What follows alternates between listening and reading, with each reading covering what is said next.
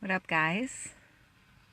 I am here in Ohio, just coming to you live with this very controversial topic. And I'm very nervous. And I have all of these things that I want to say, and no plan or structure to say them. And I want to speak calmly and not pointing the finger at anyone, and under the understanding that I am not a mother or a parent. I've never had younger siblings.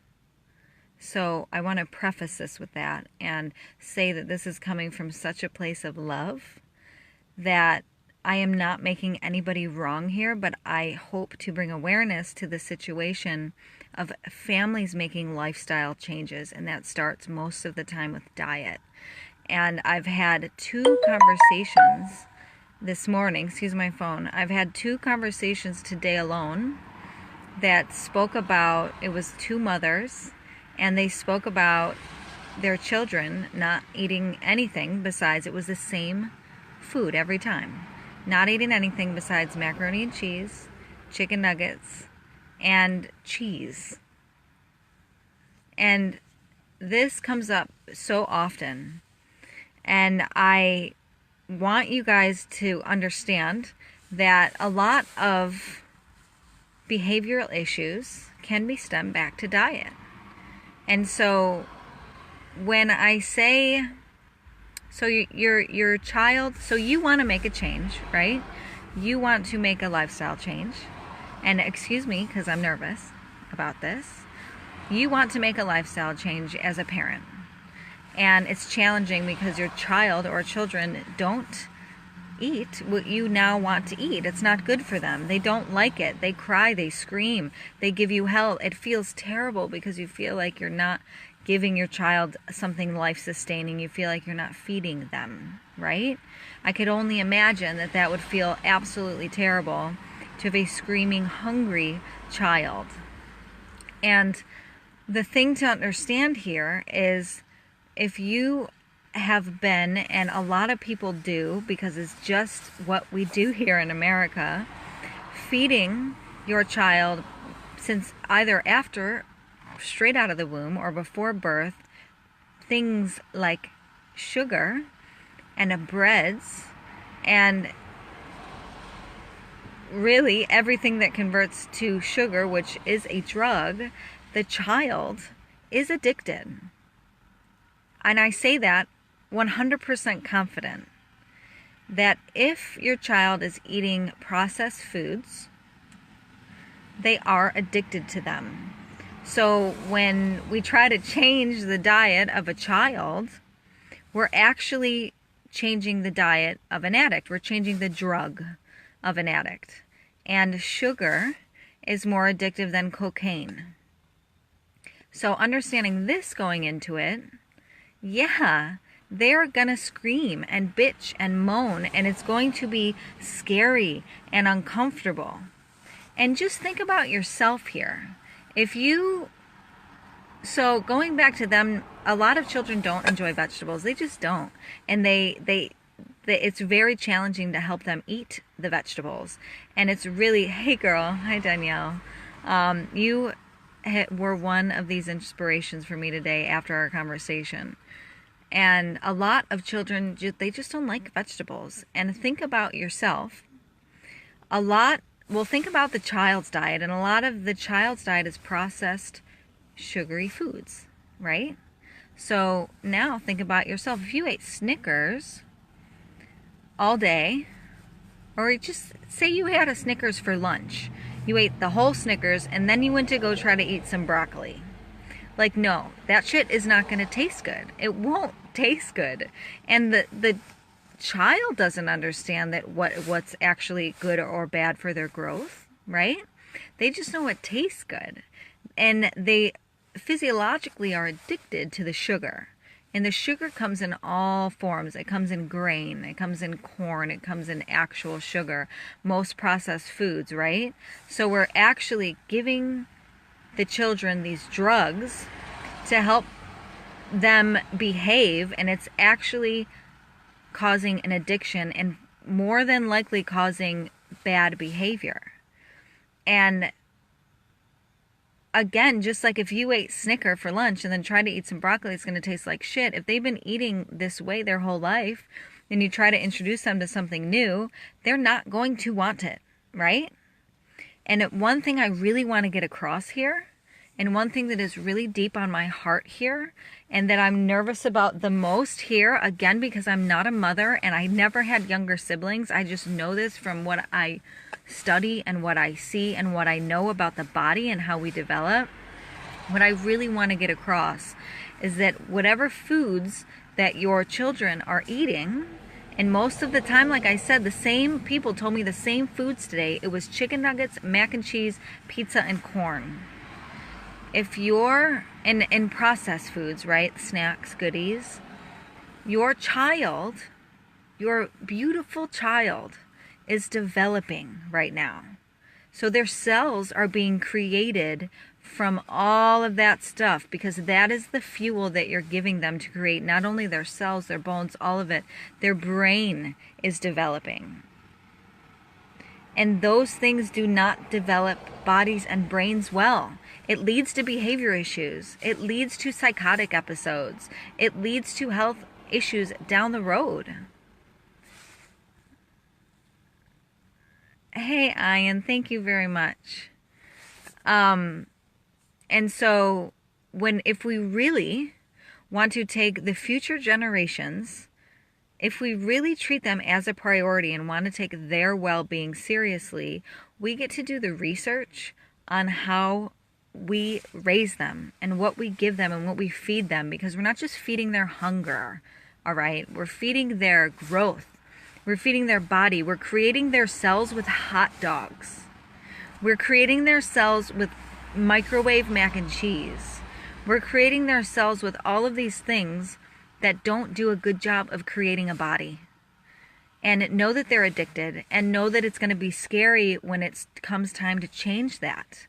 And so the first big thing I wanted to get across was this is what is creating their body and their brains. You're developing their brain with the foods that you give them, right? You're not just feeding their hunger. So that was one. The second biggest thing I wanted to get across, and I'm even more nervous about this, is you are the parent. You are feeding them. And as an animal, as a human, little baby child, they may refuse to eat for a day, maybe 2, maybe 3. But they will eat. They will get hungry. They will detox. And they will try new things. Because the only one feeding them those things is you. And I understand that it's scary. Again, I'm so, I just think that I'm going to get so much backlash for this. And I just can't hold my tongue much longer. Because not being a parent and seeing all of these parents, not making changes because their children don't like the food, which I think is not only an excuse that gets them out of it, but I also think we need to realize that we're setting the example for our future generations.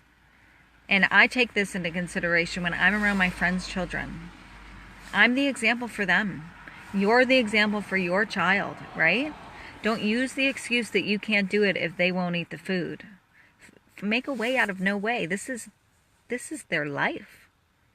They're learning life skills. They're learning how to push through. They're learning how to put themselves as a priority first. Heather said, and God forbid your child has any genetic issues. Processed food, food dyes, nitrates, and sugars that feed bad gut bacteria will give them brain damage. Brain damage. Yes, Heather, that's it. It's the evolving in the brain that is baking as they're young. And that gets fed by natural foods. That gets fed by good fats. That gets fed not by corn syrup, not by processed food, not by hot dogs, not by Doritos, not by anything that you know, intuitively, you know, is not good for that. Heather also said, kids will go on a food strike for 2 to 3 weeks sometimes. Mine did. But eventually their palates will adjust. Heather, tell me more about that, because I've seen it in documentaries and I've heard about it, but I don't know anybody specifically that had that experience. I wish I could invite you on screen. I don't think I have that capability. Ian said, just now I received this channeled message, so feel free to share these words with your audience. So Ian received, the challenge is for us to see how to finally become free to be. Opening up our real eyes, realizing the real lies, transcending the matrix of illusion, overcoming the overwhelm and confusion. I do feel like we're all very confused.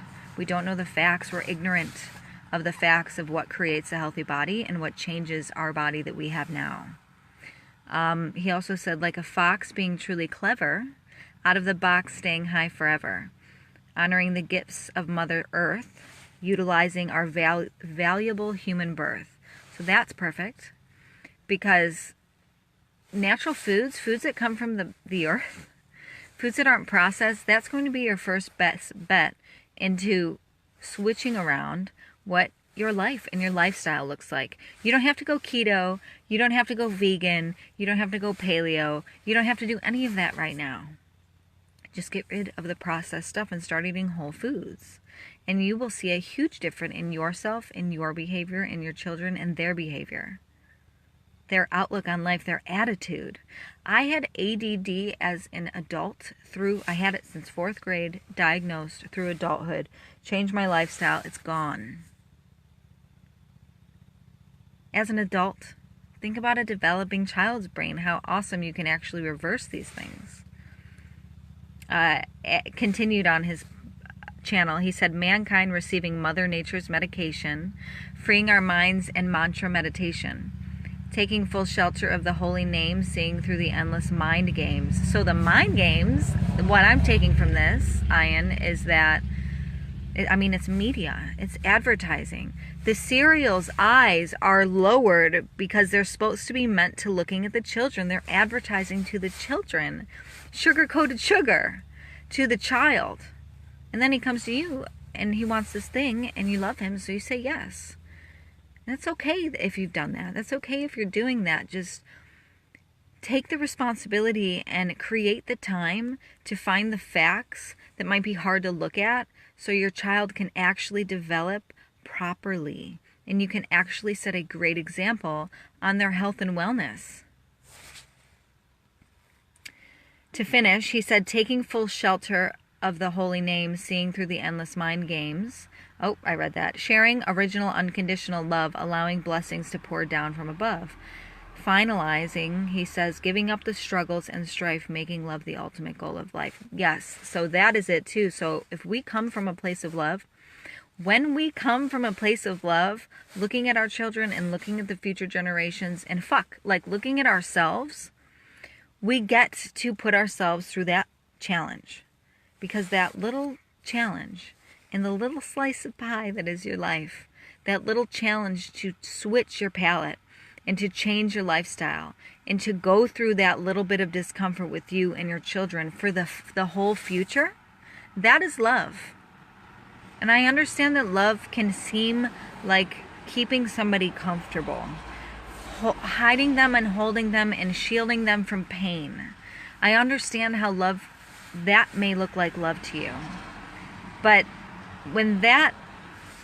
sometimes when we shield, so in talking about food, sometimes when we shield them from eating food that they don't want to by giving them food that they like, we're actually causing pain later in their life because they'll have mental disorders or behavior issues or health issues, for God's sakes. Right? So we get to love ourselves and be the example, and love our children and be the example for them as well. And sometimes that's going to take a little bit of tough love, because that, in my belief, is just part of human life. We get to go through a little bit of the discomfort to emerge as a better person and teach other people and give other people the permission to do the same. Okay, so Jay says, I don't have kids, but I have raised more than my fair share. I always try to give them healthy snacks like bananas, apples, and when I had healthy foods to give them. I'm really glad to hear that, Jay. Heather said, my son is severely... So Heather has changed her son's diet around, and she said he went on a hunger strike for 3 weeks. So this is her story a little bit deeper. She said, my son is severely autistic, so he's a very picky eater. I've been into natural health for 20 years, but motherhood and a busy career made me lazy. So while he's never had a Happy Meal, soda, or anything like that, he was eating gluten and dairy, which affected autism.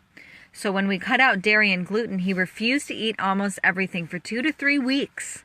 And he did lose weight, but we stayed the course and his taste buds changed. What up, Trina? Hey, Abby. Hey, Stephanie. So Heather's son had autism. He went on strike for 3 weeks, lost weight. They stayed on course. She says this was almost 2 years ago. But then some of the easy processed food snuck back into his diet and hers. So 2 weeks ago, we went on an even more restrictive diet. And the results have been amazing. I'd love to hear about the results, and I'd love to do a Facebook Live with you on this topic. Ian said, I cured myself from lifelong allergy through the ancient Indian Ayurvedic therapy.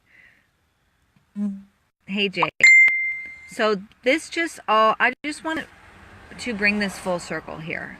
And what I'm seeing and what I'm hearing are parents, one, saying that they want to make this lifestyle diet change and they can't do it because their children don't like the food. I want to call that out as bullshit. You get to set the example for the future generations, whether it's your children or not. 2, it's also really challenging when they try to switch to child's food, that the children don't like it and they don't know what they want to eat, and all they like are nuggets, hot dogs, pizza, and snack food. And this is because they are addicted to the processed foods. They're addicted to the sugar.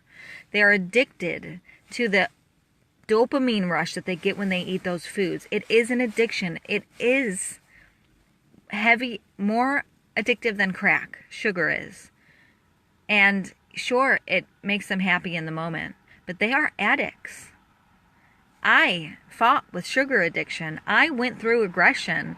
I know this firsthand, and I wouldn't understand that if I was a little girl and my parents changed my diet, but fuck would I appreciate it if they did. And just going into it with the mindset that you know that they're addicted to these processed foods, and it's okay that you didn't know this before. Like, don't hate on yourself for not knowing this when you do the research and start finding out the information. You're getting aware, and that's what you want to do. But once you know and can understand that they're actually addicted, you can expect a little bit of throwback when you go to change some things around. You are their parent. You get to decide how their body develops. They do not boss you around. You choose. And you can choose things that serve them. And yes, it'll be uncomfortable. But they will eat. They will eat. They're not going to starve themselves to death. You're just detoxing them and resetting their palate. And believe me, they'll like some vegetables. And believe me, there's way more vegetables out there that you don't even know exist. I keep finding new foods all the time. So don't lose your hope. Don't lose your love. And don't lose your focus. Because this is very important. This is so important because it doesn't only affect our children. And it doesn't only affect us and the future generations, but it affects where we spend our money and where we vote with our dollar. And if we're not voting with our dollar to the corporations that invest in addictive foods, those corporations will fall. And better, more sustainable corporations will rise that feed us as humans rather than just feeding our neurochemistry to try to get us addicted. So this goes much bigger than just you and your children. This goes much bigger than just me and you. This goes global. So really just understand, if you want resources, reach out. I have a ton that I could send your way. I have a ton of documentaries to watch. You don't even have to read anything. Just sit there and watch Netflix. I have a ton of these things. I've watched a ton.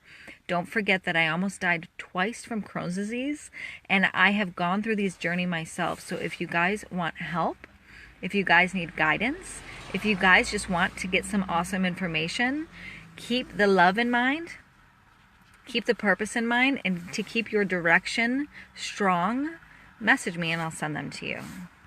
Heather, I'd love to talk to you about your son with autism. I would love to go on live and talk about that, and just if you guys are just on here now, Heather had a son with autism that she changed his diet, and he went on eating strike for 4 weeks.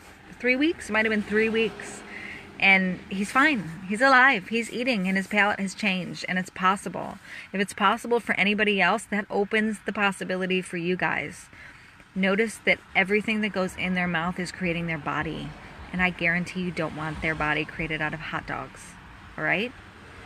So I am going to let you guys go. I'm going to send you on your way, and I'm going to trust that this landed with the people that needed it most. And I will see you all tomorrow. Oh, we got something at the bottom. Maybe not. Thank you, Heather. Oven-baked vegetables will appeal to the children's underdeveloped palates, being crisper and tastier. Yes, oven-bake your vegetables, for sure. Okay, thank you, Ian. Thank you, Heather. I will see you guys later.